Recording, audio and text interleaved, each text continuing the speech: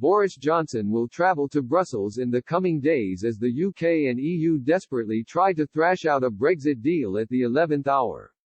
The Prime Minister and Ursula von der Leyen agreed to meet in person after talks between EU's negotiator Michel Barnier and the UK's Lord David Frost failed to break the deadlock.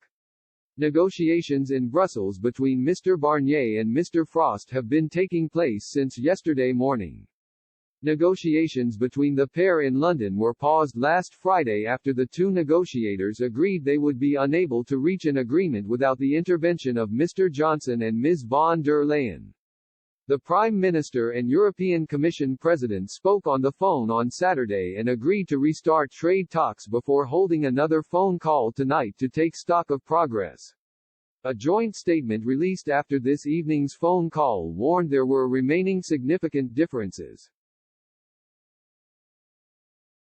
Mr. Johnson will now travel to Brussels later this week in the hope of agreeing a trade deal. Mr. Frost and Mr. Barnier have been asked to prepare an overview of the remaining sticking points ahead of the in-person negotiations. The statement said, "As agreed on Saturday, we took stock today of the ongoing negotiations. We agreed that the conditions for finalizing an agreement are not there due to the remaining significant differences on three critical issues: level playing field, governance and fisheries. We asked our chief negotiators and their teams to prepare an overview of the remaining differences to be discussed in a physical meeting in Brussels in the coming days."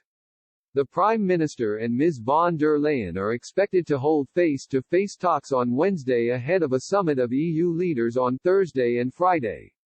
Both sides want to have a deal agreed prior to the summit so it can then be signed off by the EU 27 when they meet. However, a senior government source remained pessimistic about the chances of a deal being achieved.